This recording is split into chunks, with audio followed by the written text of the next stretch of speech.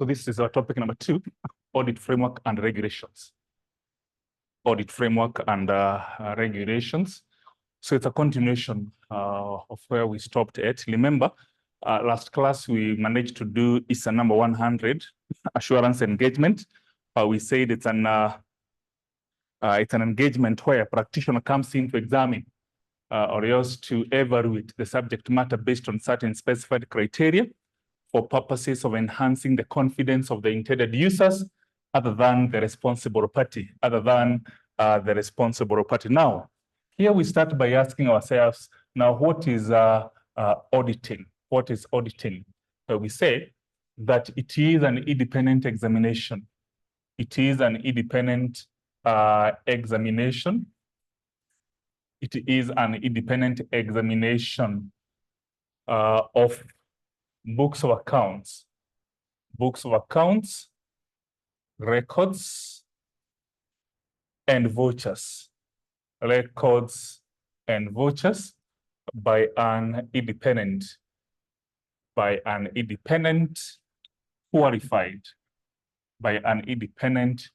qualified accountant, So independent examination of books of accounts, records, and vouchers by an independent qualified accountant. Then we proceed to ask ourselves, we mentioned that auditing is an assurance engagement. How can we be able to prove that auditing is an assurance engagement? Auditing is an assurance engagement because of two reasons. Auditing is an assurance engagement because of two reasons. So both auditing and assurance engagement are involved in testing the assertions. Both are involved in testing the assertions. We'll be discussing assertions. I believe this should be in topic number 5. Topic number 5, the first item. We are supposed to discuss management assertions or financial statement assertions. They're discussed under ISA number 500. Yes, like assertions relating to the B sheet, we discuss the DAV acronym. Yes, disclosure, ownership, we discuss valuation, we discuss existence. So we are saying auditing is an assurance engagement because both of them are involved in testing financial statement assertions or management assertions. A good example, assertions relating to account balances or assertions relating to balance sheet, the DAV acronym, disclosure, ownership, valuation, existence. For instance, as a practitioner, as an auditor, you find client having recorded motor vehicle as an asset in the B sheet. What components of assertions will you be testing with regard to this motor vehicle? You'll be checking whether this motor vehicle existed as at the balance sheet date, has been properly valued as per IAS number 16, PPE, property, plant, equipment, movement schedule. You will confirm the documents of title to confirm that ownership is to the client. Then you'll confirm that there is no omission. All the components, all the motor vehicles, items relating to motor vehicles have been recorded. So both auditing and assurance engagement are involved in testing management assertion. Item number 2, we can be able to trace the 5 elements of assurance engagement in auditing. So if we had assurance here, and auditing on the other side, we can confirm that element number 1 was about three-party relationship. The same case here, we have three-party relationship. Relationship involving A, the practitioner. We talked of the practitioner. So this side, we talk of the auditor. Number B, we talk of the intended user. Here, B, intended users will include the management and others. C, we have responsible party. responsible party. The other side, the responsible party, is the management. We highlighted management as the responsible party. Number two, we talk of subject matter. Subject matter. In auditing, this is financial statements. Financial statements. Number three, we talked of a suitable criteria. Suitable criteria. This side, this relates to IAS, IFRS, IPSAS, Companies Act, etc. Then number four, we have assurance evidence. Assurance evidence. Number four, this side we have audit evidence. Audit evidence. Number five, assurance report. Assurance report. The other side we have audit report. Audit report. So these two arguments confirms that auditing is an assurance engagement, since both of them are involved in testing management stroke financial statement assertions, plus we are able to trace the 5 elements of assurance engagement in auditing. So we conclude that auditing is an assurance engagement. Perfect. So that's how we introduce topic number 2. That's how we introduce number 2 as I read the charts to check whether there is any question or some observation or some comment. All right, after this, we remind ourselves about objectives of an audit. Yes, we remind ourselves about objectives of an audit. That is after we are through with doing some short notes. Those who are doing it online family, I always advise you do a screenshot. You can do a screenshot. You can do a screenshot. It's okay, you can do a screenshot to get this right. Now, about the objectives of an audit, we can lab here.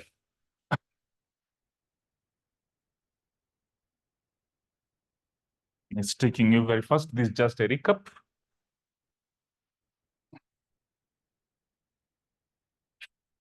And I'm being reminded that assurance engagements, we said that we form opinion. And in auditing paragraph number 6 of auditor's report, we form an opinion. Thanks for that observation. This is from one Ahmed Siyad. All right, now the objectives of an audit, just a recap that we have. Number 1, statutory objectives, which relates to 2 things. That number 1, we are expected to write a report. It's a 700. A report which contains our opinion. A report which contains our opinion. That's it. That's one requirement, or that's one objective of an audit as required by law. A statute is a piece of legislation. What does the law say about the objectives of an audit? That number 1, we are expected to draft a report. Number 2, before the review of the Companies Act in 2015, we always talked of the contents of the 7th schedule. Contents of the 7th schedule to the Companies Act, Cap 486, that auditor is expected to expressly record the contents of the 7th schedule to the Companies Act Cap 486 in his report. That upon capturing the opinion, actually, paragraph number 7 of the auditor's report, we talk of other legal matters. We talk of other legal matters, which entails all the contents of the 7th schedule to the Companies Act, which requires the auditor to give an indication that he received all the information. He received all the information and explanations deemed necessary deemed necessary for the purpose of audit. We are saying that we received all the informations and explanations deemed necessary for the purpose of the audit. Number two, indication that he received sufficient returns from the branches. From the branches, he never visited. Very important that he was able to receive returns from the branches he never visited. Remember about cluster sampling. Cluster sampling under ISA number 530 indicates that when components are geographically dispersed, for instance, you want to test something in our counties, you may not be able to visit all the 47 counties. You may select just a few, carry out the test, then make a conclusion about all the counties. That is cluster sampling. So cluster sampling happens when the components in the population are geographically dispersed. They are geographically dispersed. Item number 3. So we have indicated whether we received all the informations and explanations, whether we received sufficient returns from the branches that we never visited.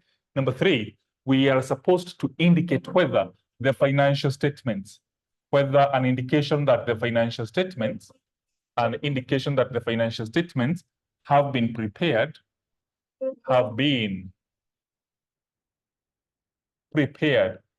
as per the Companies Act provisions, in the manner so required. Kwamba the books of accounts have been prepared as per the guidelines of the Companies Act provisions. We are also supposed to report that the financial statements are as per the books of accounts. Kwamba the books of accounts have been used or have formed the basis of preparing the financial statements. This means, remember how we do our books of accounts. We start from the source documents. We do books of original entry. We do the journals. We do the general ledgers. We do the TB, the trial balance, then the final books. Such that we are saying that these financial statements, you can be able to trace these transactions right to the source documents, because you know some organizations will doctor the books of accounts, that nothing can be traced to the source documents, nothing can be traced in the books of original entry. So we are just confirming that the financial statements have been prepared, guided by the relevant books of accounts. Again, guided by ISA number 320, we say, or we give an indication that the financial statements have been presented fairly in all material respects, Very important. Then lastly, we say how many points are this? 1, 2, 3, 4, 5, 6. Yes, that the financial statements portray a true and fair view. Financial statements portray a true and fair view. Yes, Abok, I'll be availing those notes in a few. So the rule requires that we draft a report at the end of the audit exercise. We draft a report containing our report. We draft a report which contains our opinion about the financial statements. Then we expressly capture the contents of the 7th schedule in the Companies Act 46. Indication of all information, explanations have been received. Received sufficient returns from the branches that we never visited.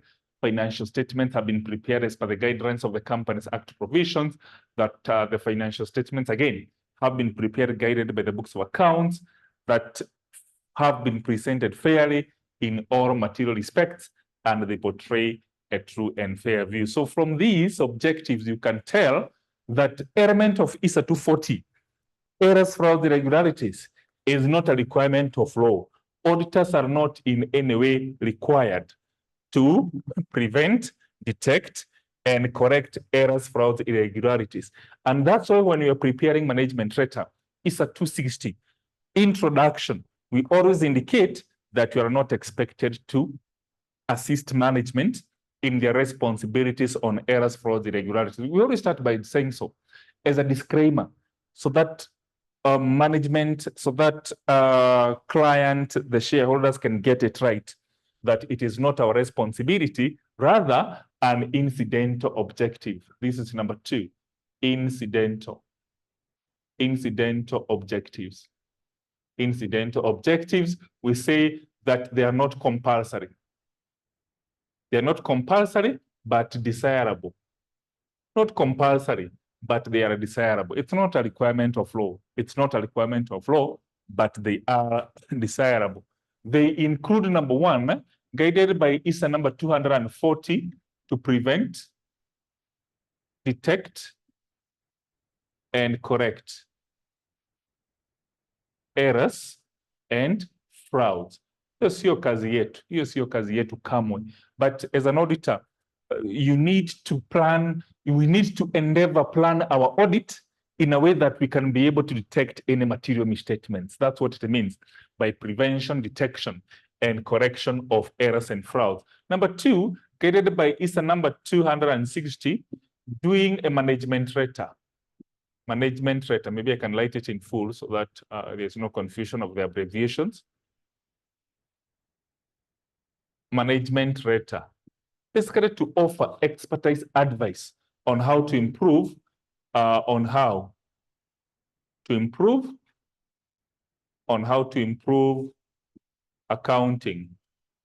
accounting and internal control system. Internal control systems. It's an incidental objective. It is an incidental objective that we do a management letter advising the management on how to improve accounting and internal control systems. Number 3, reporting on 3 E's. Reporting on 3 E's. This is on matters economy, efficiency, and effectiveness. Hii tutaisoma vizuri. Actually here we do it twice. Tukisoma value for money audit na tukisoma public sector audit. Yes, public sector audit will meet very new standards, ISIs. I know you've come across them in lower level, international supreme standards of audit institutions, supreme institutions. ISI number 100, discussing why we need to carry out public sector audit. Then we'll meet the 3 E's under the objectives of value for money audit. So we are advising the client on areas where they can be economical, areas where they need to improve on efficiency, matters effectiveness. Effectiveness, again, captures, for the sake of time, on internal control systems and other organizational procedures. Number 4, basically ensuring that clients or the account staff remain vigilant. Account staff remain vigilant. Ile tu kusikia kuna auditor, ni kama vile saa zingine tukiajiriwa kazi ukisikia mdosa kwa area, then you become very serious with your job, very strict, fanya kazi yako vizuri. But when they are out, unakuta kwamba sasa you can do the social things, the Facebook, the whatever, the newspaper reading, or even sometimes leaving the work a bit early. So when we have the presence of auditors, the objective is to ensure that account staff remain vigilant, because the watchdogs are around. The watchdogs are around. Number 5 is, and it's a very important point, we need to get it right now, reporting on inconsistencies. Inconsistencies in the director's report.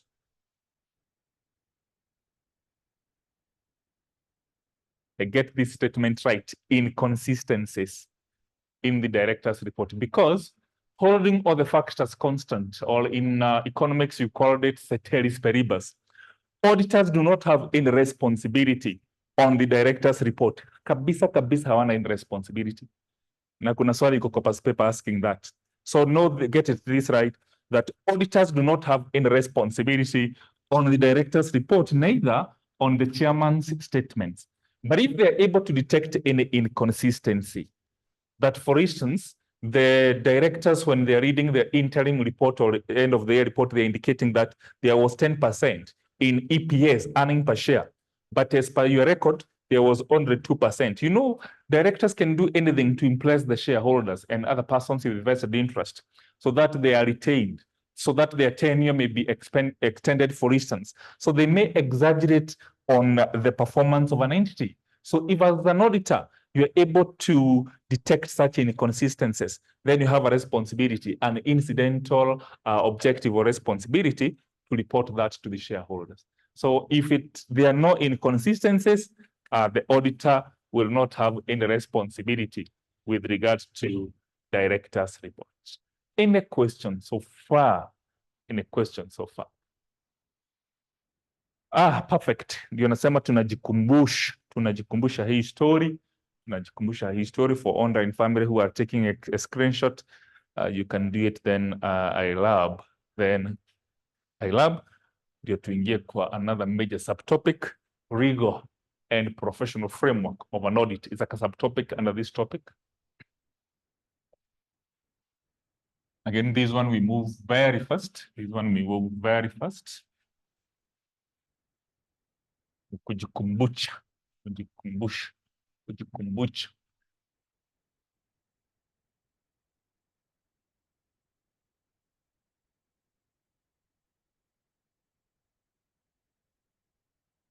It basically enhances our understanding of audits,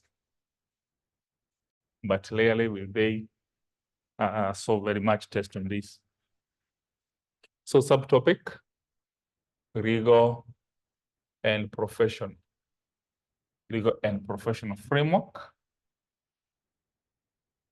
of an audit. Legal and professional framework of an audit. Tunafaa kujadiliana mambo gani? Yes, we are supposed to look at least we remind ourselves about appointment of auditors. Tujikumbushe how auditors are appointed in office. Number B, maybe we can summarize on removal of auditors. After that, number C, we can go ahead to discuss the qualifications and disqualifications of an auditor. Number D, we can look at rights of an auditor. E, we look at duties of an auditor. Then F, we look at liabilities or auditors' liabilities.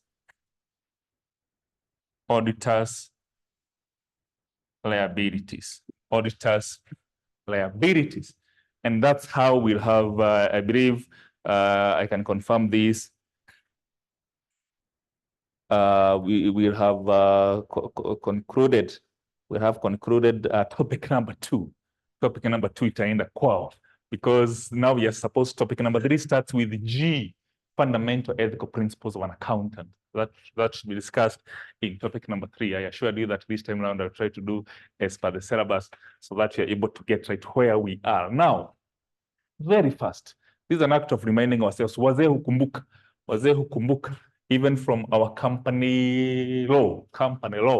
Appointment of auditors. We have 3 appointing authorities. We have 3 learned friends physical class. Yes, so we have 3 appointing authorities, including the company directors, shareholders, registrar. Sini sawa. Tunasaidiana hiyo story. Thanks for the input. So we have the shareholders. We have the shareholders during the AGM, and especially at the end of the AGM.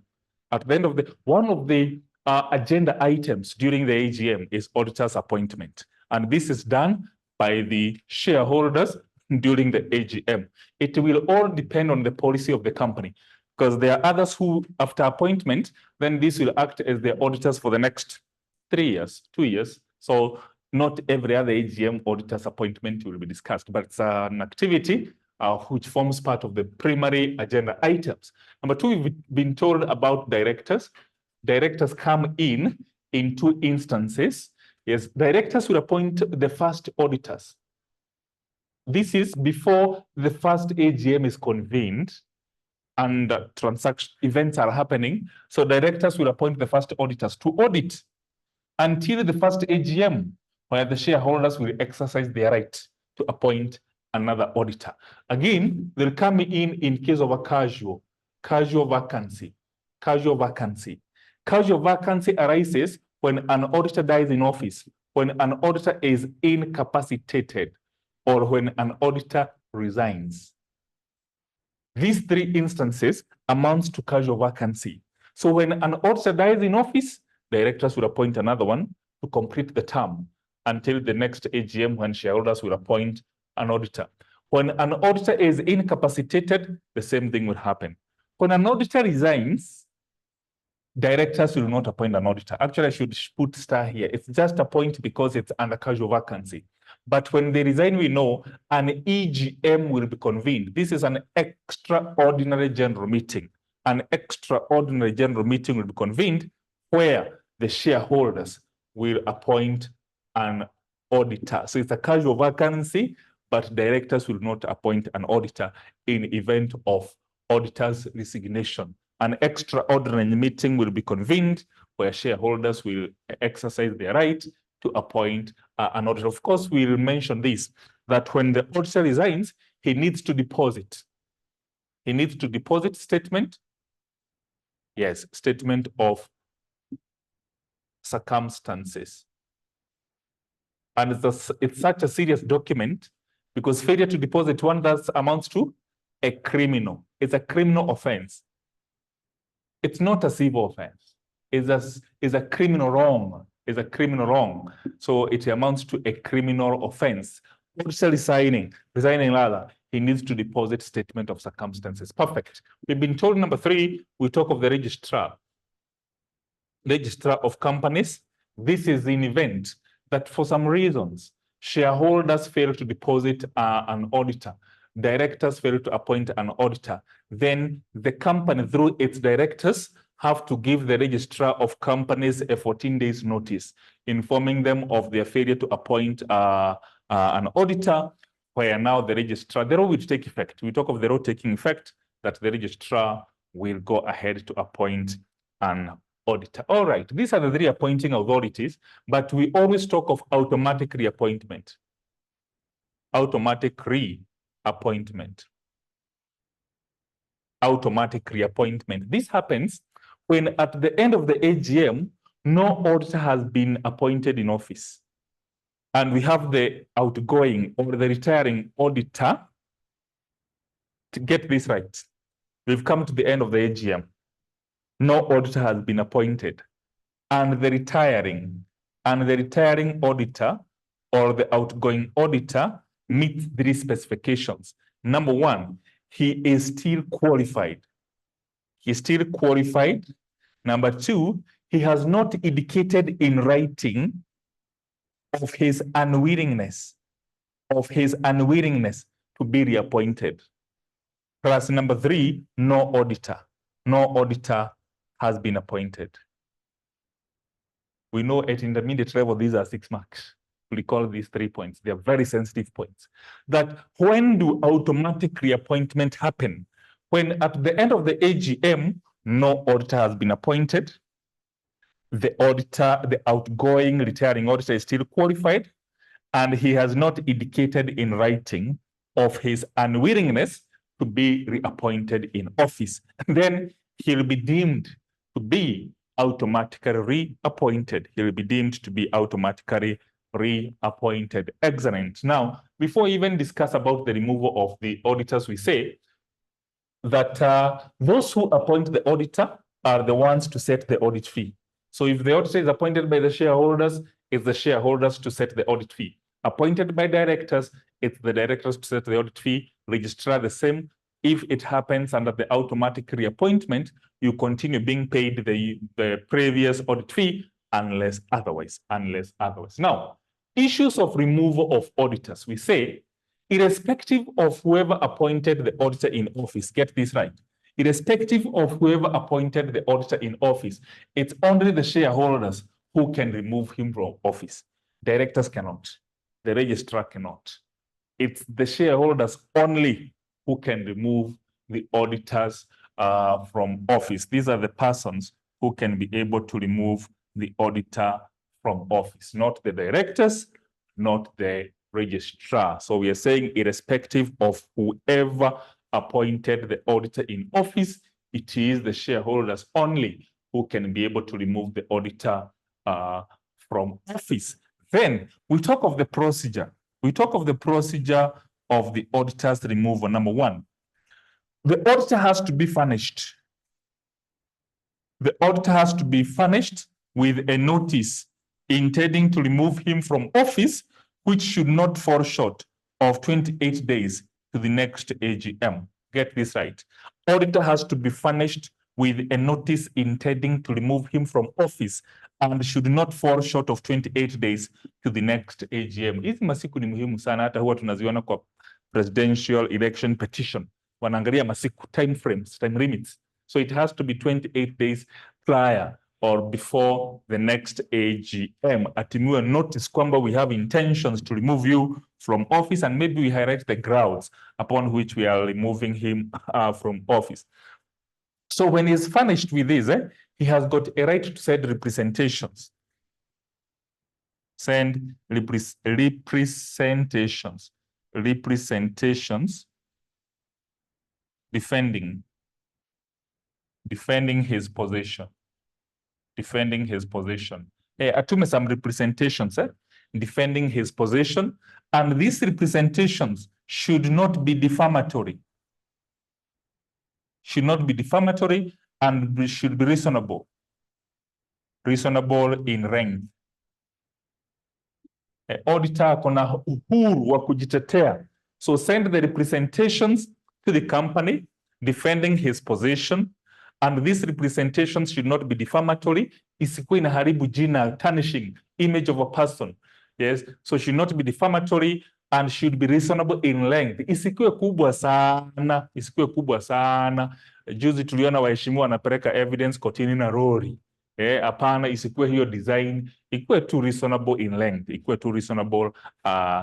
length. Then, upon receiving these representations, saida tunatuma notices to the shareholders calling the AGM. Those notices should be accompanied by copies of these representations. The shareholders, they familiarize themselves with the case at hand. Yes, the reasons why we are removing him and how he is defending his position. So send the representations. Send representations to the shareholders. Accompanied by notices.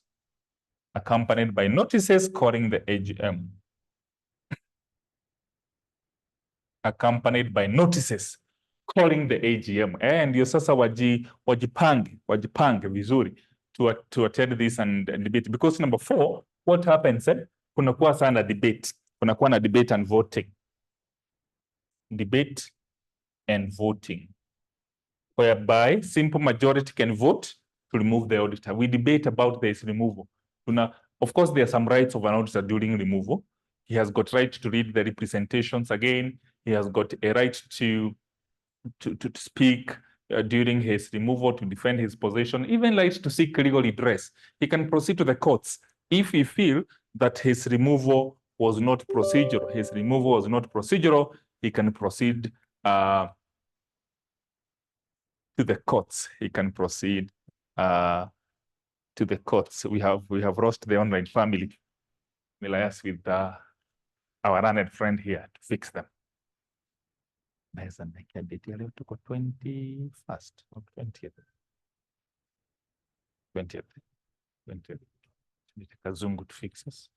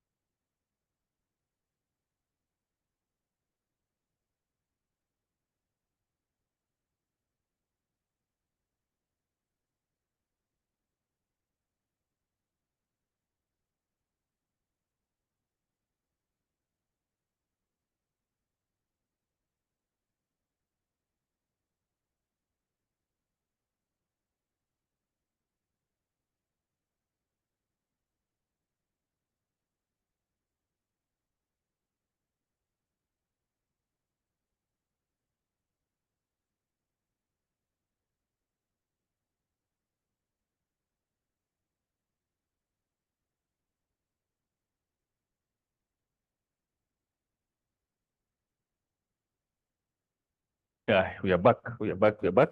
So that was under the removal of an auditor. Removal of an auditor. Elements of qualifications of an auditor. Qualifications of an auditor. We know that for one to practice as an auditor, we must have some qualifications, and these qualifications are enshrined in Section 21 of the Accountants Act. They are enshrined in Section 21. For one to be issued with a practicing certificate, they must meet the qualifications highlighted in Section 21 of the Accountants Act,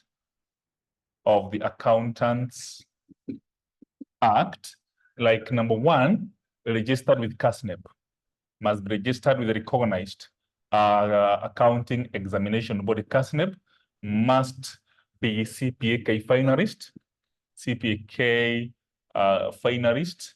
Najua hapa tuko CPA-K designates. Yes, you need to be CPA-K finalist. Number three, registered with a recognized professional body, ISPAC. Registered with a recognized accounting professional body, ISPAC. And number four, possess at least 3 years post-graduate experience. There's some guys who are talking about 2 years. It's 3 years. It's 3 years. 3 years postgraduate experience. So registered with recognized accounting exam body, CASNEB, BCPK finalist, the CP6 had the business data analytics, BDA. Then you are registered with ISPAC. You are registered with ISPAC, and you have at least 3 years postgraduate experience. Of course, after your CPA-K, you can register with ISPAC as an associate member. Yes, as an associate member, you remain associate for 2 years. They don't allow, after the 2 years, you can no longer remain as an associate. So you can, after that, you register as a full member. Then you are working in an auditing environment for more than 3 years. Now you can start the process of registering as a practicing member. So associate member, full member, and practicing member. We are talking of for one to practice as an auditor, you must possess these qualifications. Now, there are some persons, even despite possessing these qualifications, they will be disqualified.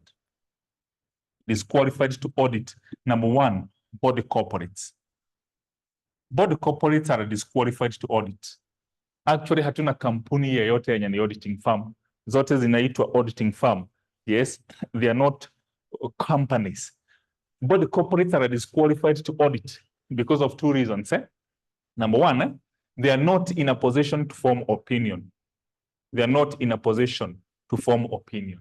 Now, paragraph number 6 of Auditor's Report ISA 700, we always start by writing, in my opinion, or even in our opinion. So body corporates are artificial persons. They are not able to form an opinion, and because they have a limited liability. Now, since to discuss auditors' liability, auditors may be held liable in 3 instances: criminal liability, civil under the law of contract, civil under the law of tort. So hapa itakuwa shida because of veil of incorporation. You know this from the Companies Act, that they are separate legal entity. Ulisoma cases gani za separate legal entity in company law? Kuna ile common one, Solomon versus Solomon, a separate legal entity, na ingine ilikuwa inaitwa Makaura versus Northern Assurance Company. You remember that? A guy insured the T-Band fire block. Yeah, he wanted to be compensated, but he failed. Why? He insured the Tiba farm in his own name, and there was no insurable interest since of that separate legal entity. So because of the liability aspect, body corporates are disqualified to audit. Number 2, we talk of servant or employee of the client.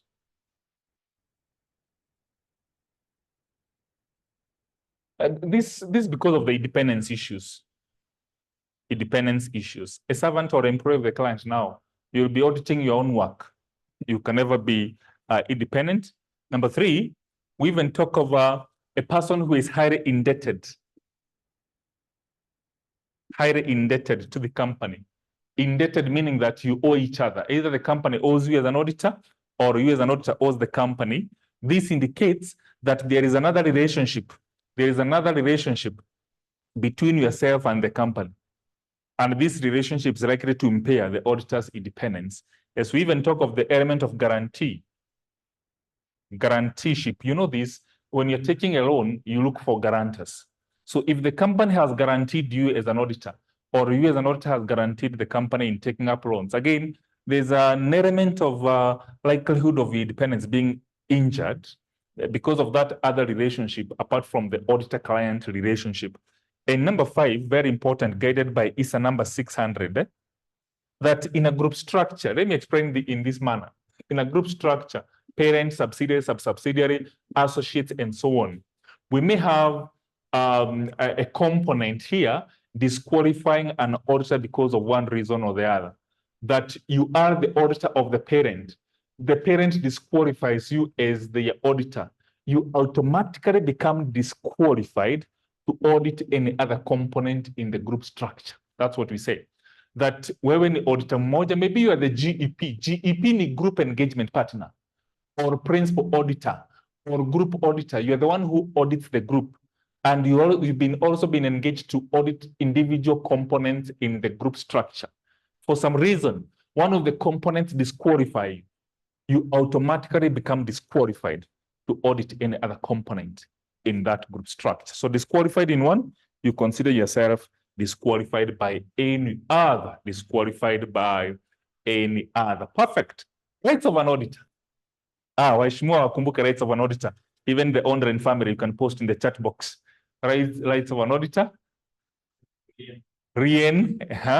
Kushika reports hadi alipwe. Right to remuneration. You hata inafaa kuja number 1. In developing countries, remuneration is a very important component. Another right. Yeah, right to unrestricted access to the books of accounts, records, and vouchers. Right gani ingine tunaweza kumbuka? Let me see what the owner and family. You are saying which are the right? Right to visit branches. Yes. Right to visit branches, tumeambiwa pale. Right to attend AGM, right to get notices, representations in the AGM. Yes. Perfect. Right to technical? Yes, ISA 620. Right to seek legal and technical expertise. Right to seek legal and technical expertise, to access books of accounts. Excellent. All those points are very correct. All those points are very correct. Let's see. Tumesema number 1, right to unrestricted access to the books. Number 2, receive notices to attend AGM. Number 3, right to attend the AGM. Number 4, right to speak at the AGM through the chair. Number 5, right to remuneration. Mushahara. Number 6, right to lien. Lien is to hold the books and the report until his payments are made. Number 7, right to indemnity. Indemnity is to be restored, to be compensated. The loss he may have suffered as a result of the engagement. Number 8, we talk of right to legal and technical expertise. Hii ukipenda unaweza equate ISA number 610. ISA number 610 is right to legal and technical. ISA 610, no, not 610, 620. 620 is on expert evidence. Number 9, tumeambiwa to visit branches. Number 10, rights during removal.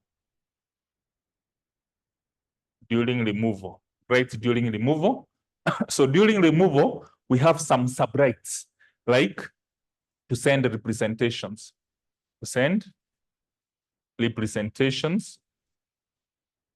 Next, to speak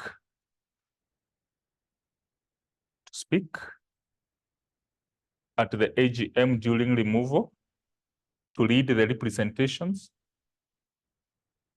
to lead the representations and to seek legal redress. So hapa unafaa kuwa very careful. The examiner may ask for rights of an auditor or rights of an auditor during removal. Hata kuna ingine hapa sijaweka, to receive notices should come number 1. Receive notices. Kama bado huko wameziandika, let it come number 1 there. So rights of an auditor, then number 10, rights of an auditor during removal. Rights of an auditor. Then number 10, we are looking at rights of an auditor during removal. Yeah, defend his possession, visit other branches, right to be indemnified, right to access books, receive notices, all those from these learned friends. Perfect. So those are the rights of an auditor. Those are the rights of an auditor. Duties of an auditor.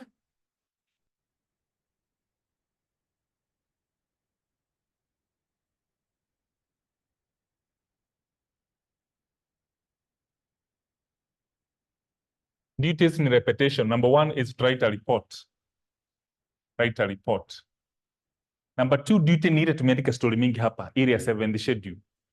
Duty to indicate whether they received other information, explanations. Duty to indicate whether they received sufficient returns from the branches they never visited. All those. Let me call other legal matters. 2, expressly record the, open the brackets, other legal matters. Other legal matters, by now you can recall them. By now you can recall them.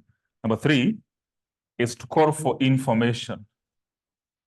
Call for information relating to securities.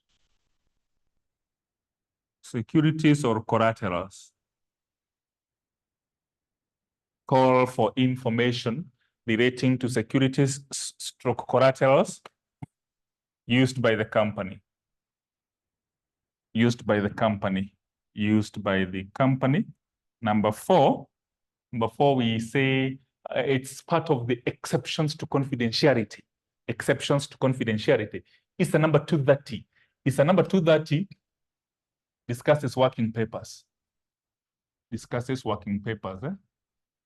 So hapa tunasema duty to avail working papers. Duty to avail working papers to assist in statutory investigations.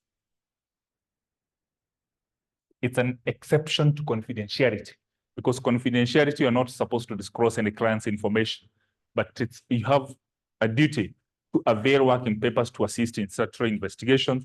And number 5, certify financial statements. Certify financial statements, including a prospectus.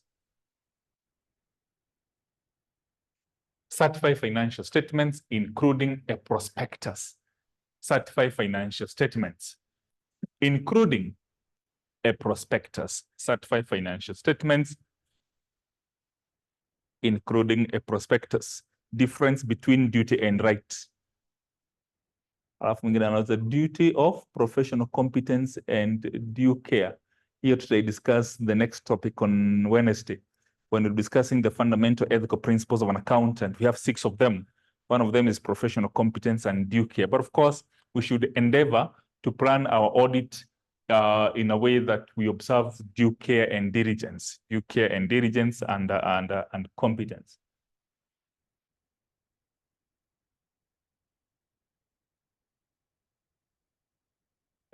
Duty to deposit statement of certificate of statement, Ritaja hiyo statement of circumstances.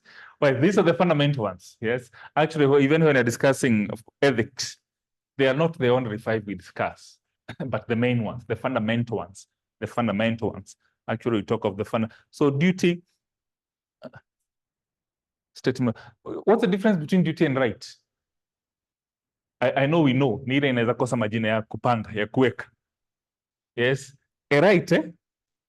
Yes, because actually when I'm discussing contract, I always say that no one can enjoy some rights in a contract, not unless they were privy to a contract. No one can have some obligations out of a contract which they are not privy to.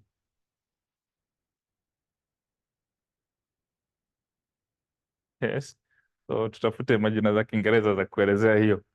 Yes, za kuelezea rights and duties of an auditor. I look for that. I look for English words that we can use to express this.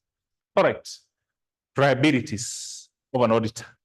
Liabilities. Legal liabilities of an auditor. Legal liabilities of an auditor.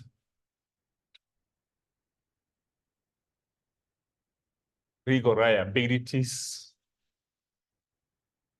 of an auditor.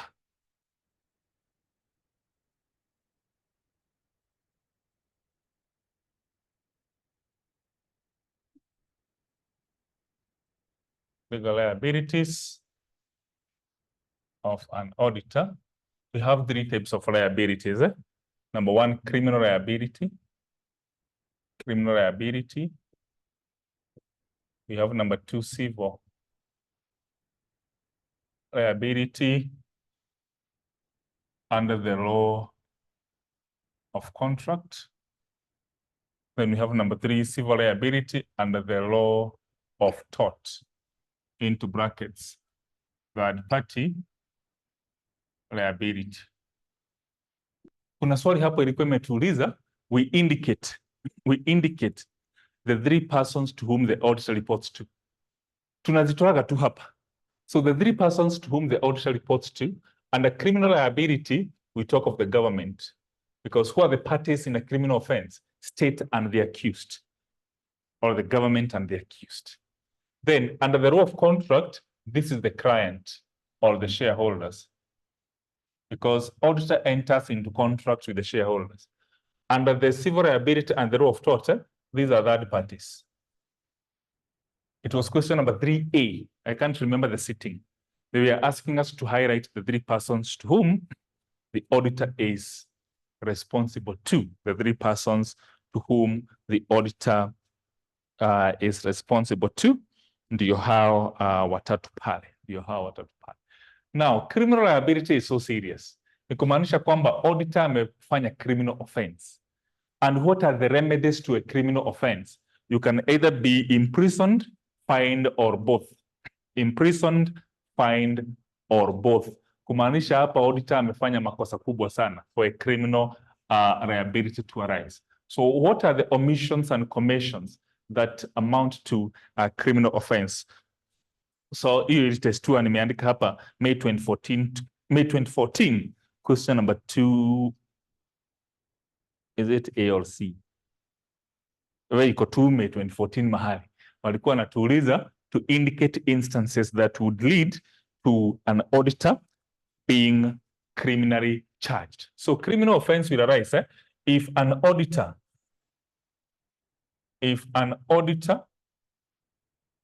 alters, mutilates, or destroys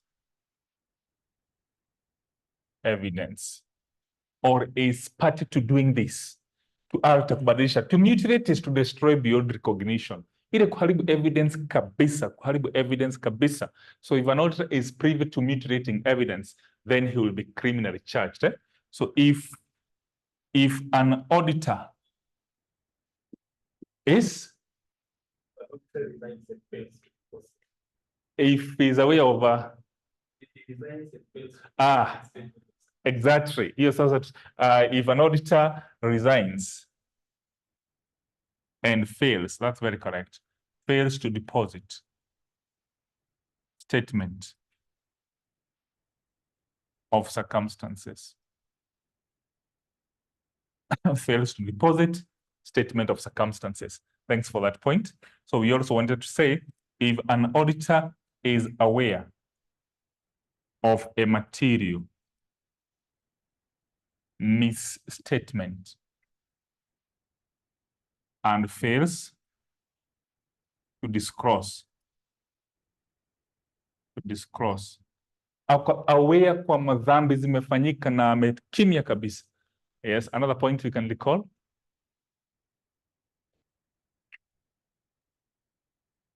If an auditor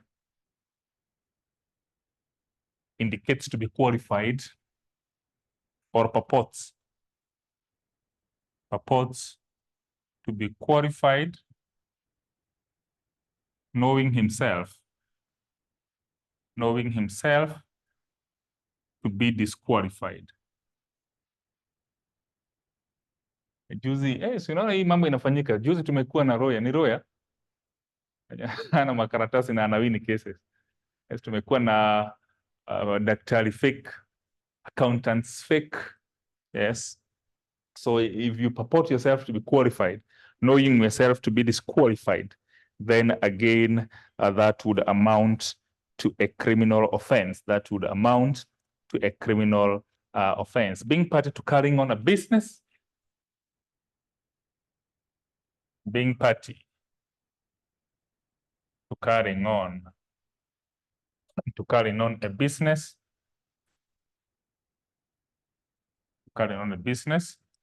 with intention, yes, to defraud creditors and other stakeholders. Kuna mtu tu anaanzaga biashara akijua ni ukora tu, ama hata anakukopa pesa akisema atarudisha Edmund, lakini kuna kitu ashaamua hiyo pesa hatarudisha. Yes, so ab initio in Latin, ab initio means from the very beginning, that when you are entering into this, you know it's an illegal business. You have intention to defraud the creditors. That's a criminal offense. Again, if you are a component auditor and fails to disclose information to the group engagement partner, nilikuchorea group structure hivi, then tuko na GEP, group engagement partner. So you as a component auditor, you should give information to the group engagement partner. If you don't, that's a criminal offense. Yes, component auditor failing to give evidence to the group auditor. Utajipata kizibani if you fail to give evidence to the group engagement partner,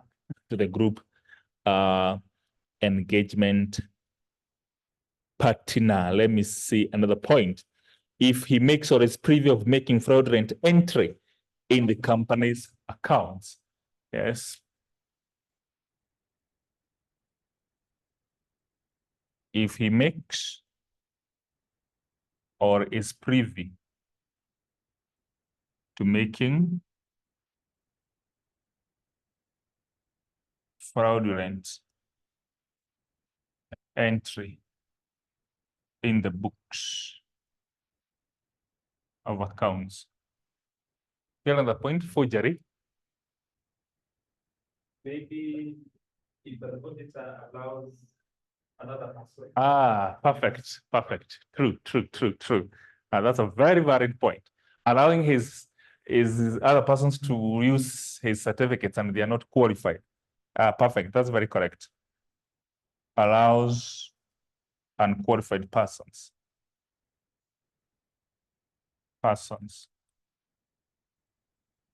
to use his name. Kuna watu wanafanyaga hivi. Wewe tumia jina yako. Yes. Alafu kuna hiyo sasa ya forgery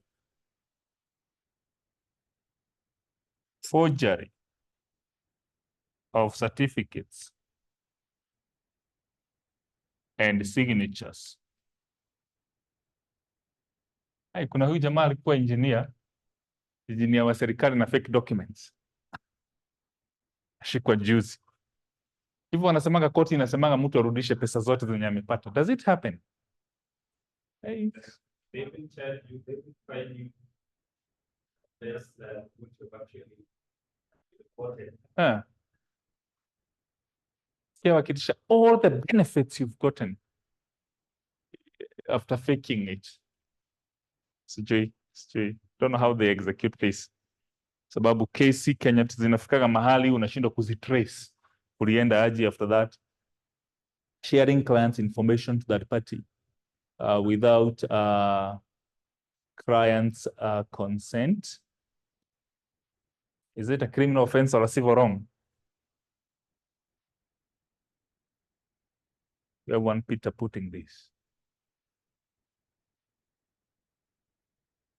I'm thinking it is a civil wrong under the civil liability and the law of contract, because this way, yeah, it's civil. It has been confirmed. It is civil under the law of contract. It is civil under the law of contract to share this information. Thanks for that input. Thanks for that input. We had a case, Lex Murad case of 1981. Lex Murad case of 1991. Hizi cases huwa unaulizwa kwa mtihani, na hata examiner kama hajakuuliza lazima uweke. At advanced level usigojee kuulizwa. You can rarely score full marks without a case study. Ni ngumu sana. Watakuuliza tu auditor is liable to third party and client. Discuss 10 marks. Hizo lazima kuna case. Lazima upeane case. So Lex Murad case. What happened in this case? The auditor aided. The auditor aided in the issuance. Auditor aided in the issuance of a misleading report. Aided in the issuance of a misleading report. Inaitagwa opinion shopping. Opinion shopping is when a client goes looking for an auditor to give them a certain type of report. Ile unaenda unamwambia niandikie ripoti mzuri, sababu nataka kupeana hii kitu kwa NGO fulani. That's opinion shopping, and it is unethical. It is unethical. So the auditor aided in the issuance of a misleading report with intent to defraud,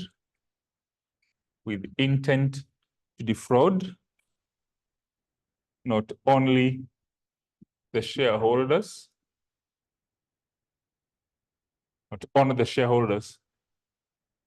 but other stakeholders. Auditor alihusishwa kupeana ripoti yenye sio sawa, manipulated report, doctored report, not only to defraud the stakeholders but including other stakeholders. So watu wengi walikuwa conned that all was okay when all was not okay. They were conned that all was okay when all was not okay.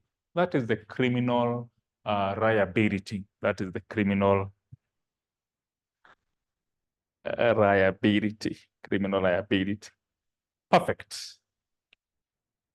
If you're done, we can look at civil liability under the law of contract. I want to wrap the board. So online family, maybe you can screenshot that if you wish.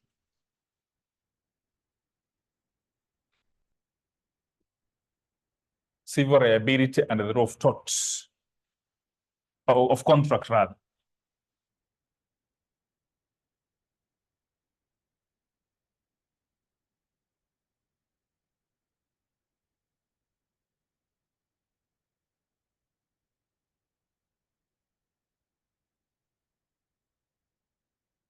Civil liability under the law of contract.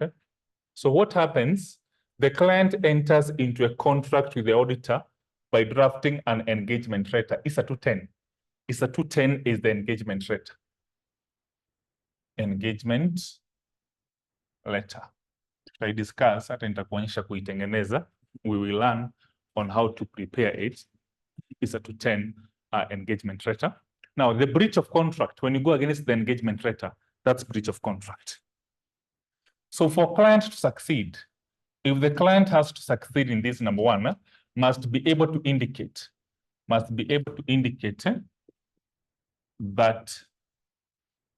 there was a contract. Of course, lazima atoe engagement letter. Number two, must be able to indicate the auditor breached the contract. The auditor breached the contract. It's a very funny statement because we talk of i.e. he was negligent.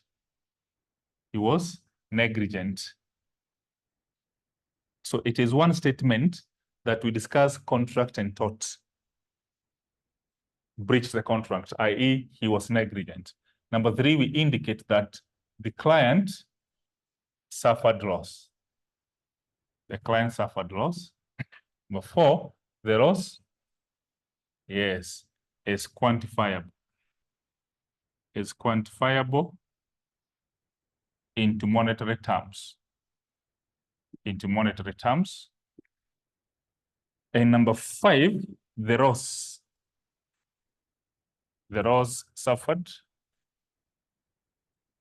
perfect, was as a result of negligence on the part of the auditor. On the part of the auditor. For client to succeed in this, he must be able. Yes, client suffered loss.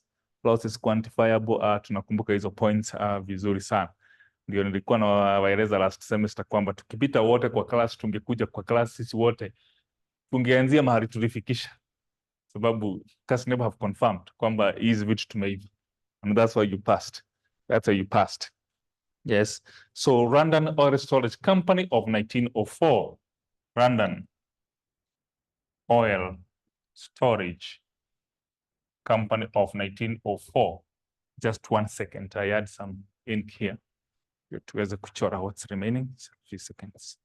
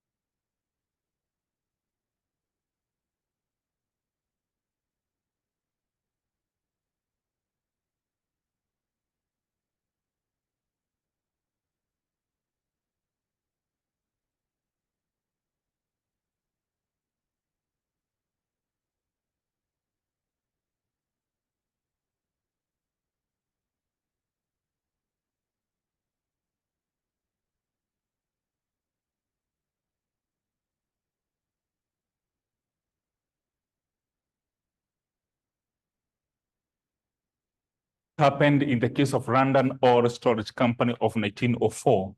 The auditor was verifying the petty cash. The auditor was verifying the petty cash during the normal audit, and the petty cashier records were indicating that there was 786 pounds in the cash till. Kuna ile petty cashier records, nakuta it reads 786 pounds in the cash till. Now the auditor was a bit negligent. He never verified this. Cash, you must verify. So he didn't go to verify this. Remember, this is 1904, 786 pounds. This figure is so high that ought to put the auditor upon inquiry. It's so high. It ought to put the auditor upon inquiry. He never verified. Later on, it was realized that there was only 30 pounds in the cash till. All the other amounts had been embezzled. So the auditor was sued, and the client succeeded. He was able to prove that the auditor was negligent. How do you fail to verify cash? What is being negligent? One is considered negligent if they do what a reasonable person should not do, or they fail to do what a reasonable person should do. cash is not even sampled. It's not even sampled. Lakini kwa banks huwa ana sample, lakini ni sampling informed. Ile kwamba if banks are still tied together, yes, bado zimefungwa na ile karatasi ya central bank. So unahesabu tu kadhaa. Alafu kama box haijaguzwa, you know how many bundles are inside. Kuna sampling kama hiyo huwa inafanyika.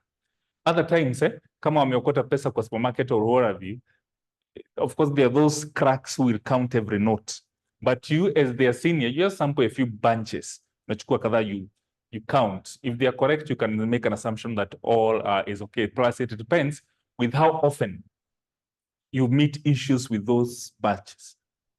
But holding all the factors constant, cash is not sampled. You're supposed to test everything. So the auditor was seen to be negligent, total negligence, because of not verifying that cash, because of not verifying that cash. That is Randon Oil Storage Company of 1904. You may not have a lot of things to write, but I'm giving you those notes right after this. I'm giving you these notes right after this. Kwanza hii kesi ni muhimu sana. Hii the criminal aspect have never been tested. The Rex Murad case, have not seen it in the past papers, but these other ones, zimejaa kila mahali. Now, about the civil liability under the rule of tort, civil liability under the rule of tort, similar points will feature that the third party must be able to indicate that number one, the auditor owed them a duty of care, owed them a duty of care. Number two, duty of care was breached. Alafu tunafuatilia hii ingine. Number three, third party suffered loss.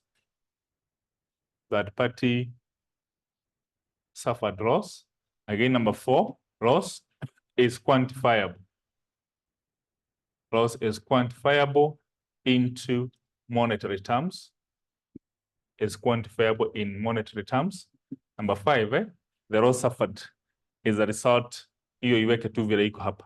Number five, the loss suffered was as a result of the negligence on the part of the auditor. That's number five. Number six, the auditor knew the intended use of the report. Knew the intended use of the report. And number five, the auditor never introduced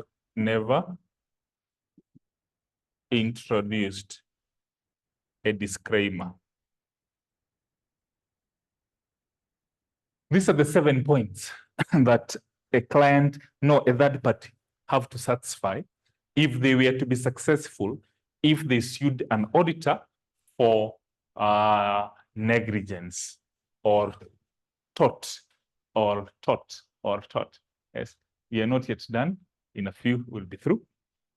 That the client the third party must be able to indicate the auditor owed them a duty of care. Duty of care was breached. They suffered loss. The loss is quantifiable into monetary terms. The loss suffered is a result of negligence on the part of the auditor. The auditor knew the intended use of the report, and the auditor never introduced a disclaimer. The auditor never introduced a disclaimer.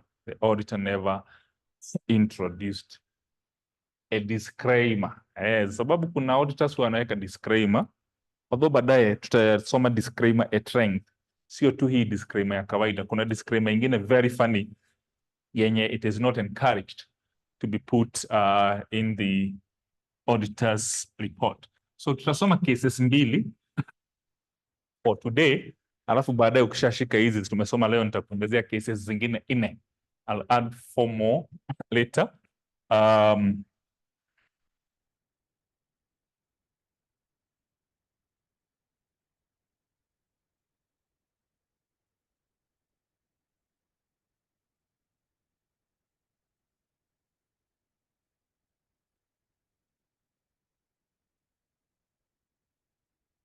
Yeah, let's look at Ultramire. Ultramire versus Niven Touch of 1932. Ultra Maya versus Niven Touch of 1932. So the arrangement is this: the plaintiff is a plaintiff, is a defendant,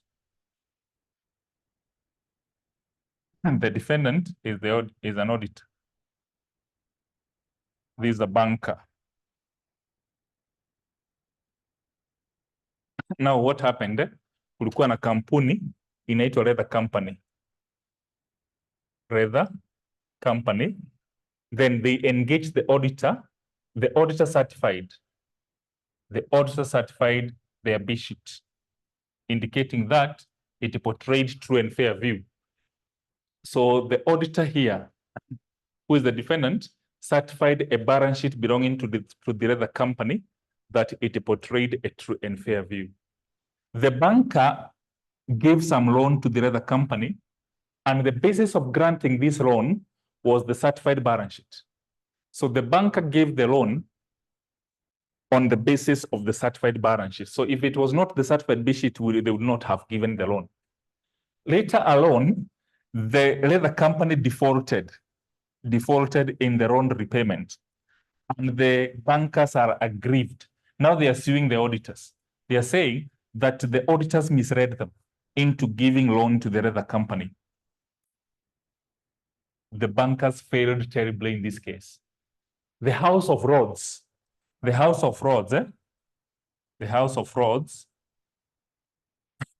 that there was no proximate relationship between the auditor and the banker. So there's no way a liability would have accrued. Hiyo saa ni kitamu in early audit. That is in early audit. Kwamba if there was no legal relationship, professional relationship, there's no way a legal liability would have arose in 1932. This decision was reversed in 1963 in the case of Head Rebellion versus Hera and Partners of 1963. Ndio waliamua kivingine. Huyu ni plaintiff, huyu ni defendant. Na wote ni bankers.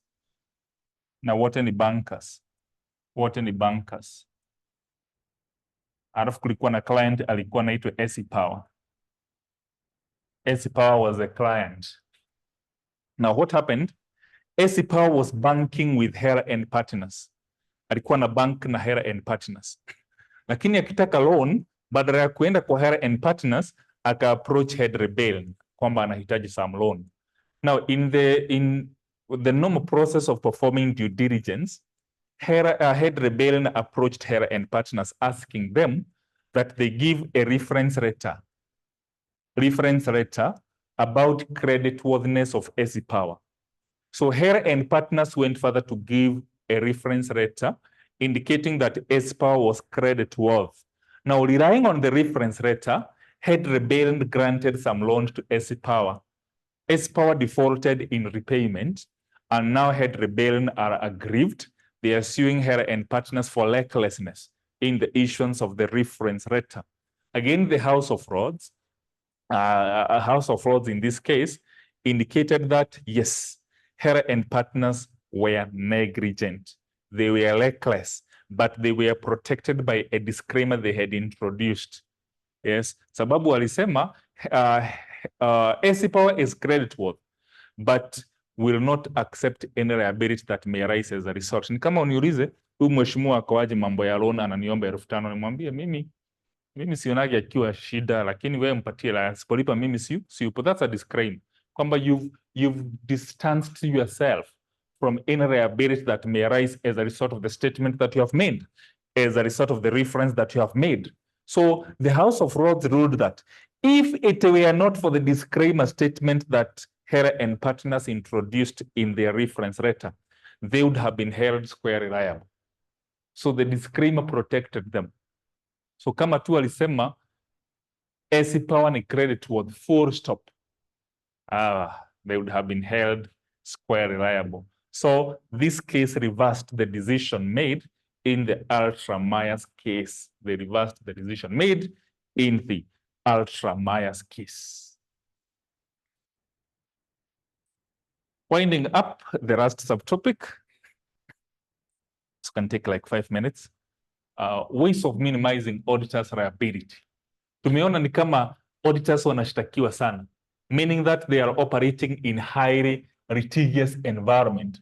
What can be done to reduce the auditors' liability? What can be done to reduce auditors' liabilities? Ways of minimizing. Ways of minimizing auditors' liability. Number one, compliance. Hakikisha unafanya kazi vile inahitajika. Compliance to relevant standards. Relevant. Hebu fanya kazi kulingana na ISAs. Hapo uko shwari. Why did you do this? Una make reference. Huwezi patikana off guard. So compliance to relevant standards. Compliance to relevant standards. Number two, avoid being negligent.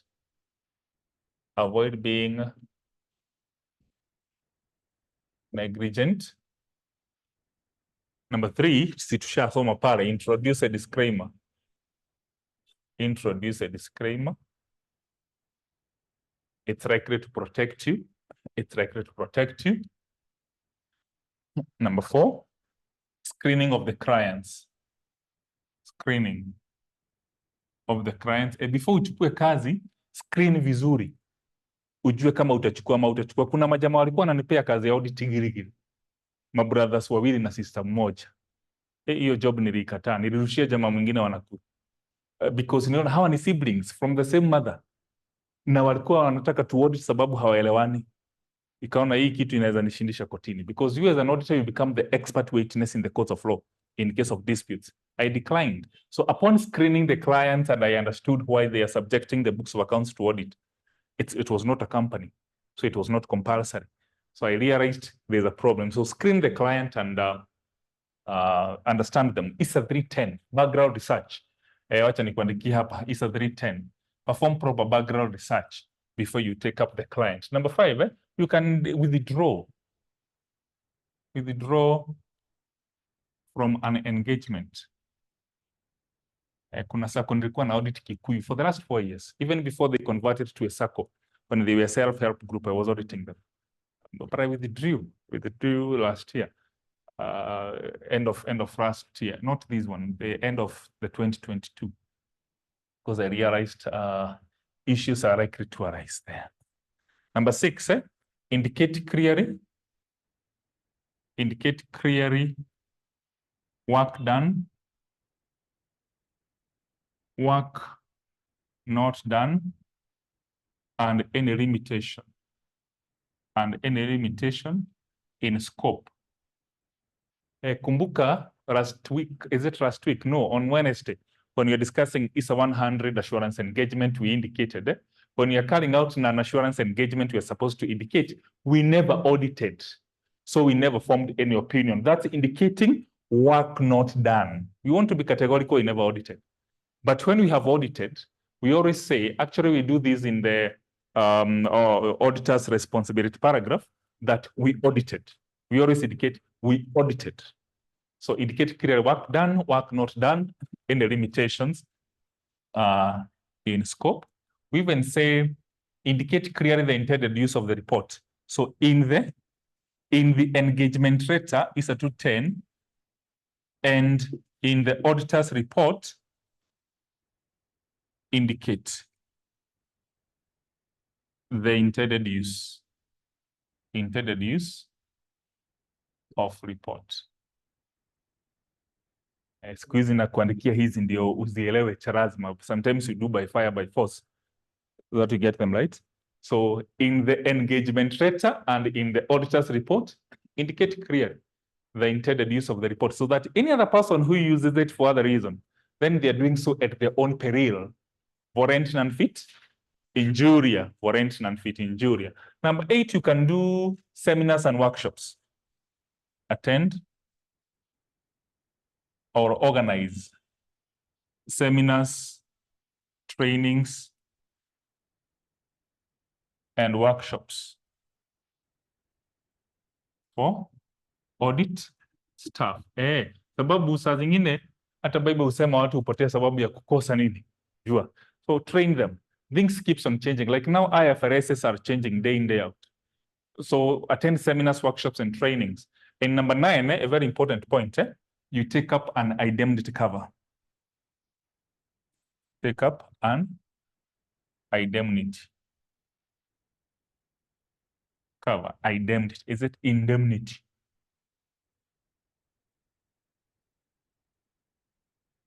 Chukua indemnity cover in the insurance company. What does it do? When you suffer a loss, insurance comes in. Insurance comes in to... Hizi maswali zimejaa kwa past paper. Zimejaa. Auditors liability. Na wanapenda ikiwa question number 5. Napenda ikiwa question number 5 mara mingi sana. Although mimi ile wakati nilifanya section 6, it was question number 1. Na hii kesi ya head rebellion iliniokolea mbali sana. Na sikuikumbuka juu nilikuwa nimeisoma, nilikumbuka juu nilikuwa nimesoma CPA1. Nikavuka hiyo karatasi. Yes. That was in 2001. Yes. Miaka mingi imepita. Mheshimiwa, leta hiyo swali. Sometimes they or rather the examiners require to state the case or the circumstances of the case or the facts of the case. Or you just ask a question concerning the case and require to make reference to the case and state the facts of the case. Yeah, it's a very good question. There's a time they asked, thanks for that question. There's a time they tested and asked, we discuss auditors' responsibility to client and third party. Full stop, 10 marks. You're supposed to discuss auditors' responsibilities to the client and third party. 10 marks. Aki, okay, huwezi pata 10 marks bila case. At advanced level, lazima case ikue. So you see in that one, hawajasema anything. But you have to mention the case. And even indicate the facts. Hizi facts zote tumeweka. But there's another one, walikuwa wamesema, using the facts in the case of head rebellion versus Heron Partners, Caparo versus PLC Industries, and that's what the cases. They had quoted 3 cases. Discuss auditors' civil liability. So you see that one, they just want to generally to discuss auditors' liability because all the cases were determined the same way, that auditors owe a duty of care to third parties out there. So we'll handle them. Thanks for the question. We'll handle them and I guide you on how to approach them. But we're saying you'll be safe if you give more than what is asked. Instead of being sometimes mean to CASNEP, then you're like, you gave short of what was expected. There's no harm in giving more than what is expected, but less than what is expected, it may be troublesome. Thanks for that. Questions are good. At least tunaona kwamba hii story inaenda sawa sawa. So nitafikisha hapo. And sorry that I've moved so fast today. Kuna jamaa alinitumia message akaniambia niweke governor kidogo. Ni muhimu mvua imenifungia. Yes. So I had to make sure we covered what I had planned because again, time is not on our side. We can't afford to not cover what is expected of us. So thank you for coming. Thank you, online family. DM is saying today the speed was okay. Perfect. That's fine. You can say the grace then. Another question. Maybe you're not in the group. Oh, I sent in the new group. You're not in the group. Are you in the 2024 group? You're in the group. You didn't receive? Then I will share again. Thank you for that observation. Yes? Who is adding? Maybe you can liaise with JM or Kazungu. You know Kazungu? Yeah. Or talk to them. Alternatively, you can talk to me here. Then I'll send the notes to you and then facilitate your name to be added. and facilitate them. No, the 6 p.m. class is the intermediate level. That's the intermediate level. Advanced is 4 to 6. Advanced is 4 to 6. All right. Let's say the grace. Now may the grace of our Lord Jesus Christ and the love of God and the fellowship of the Holy Spirit be with us now and forevermore. Amen. Excellent. We link up next week on Wednesday. We link up next week on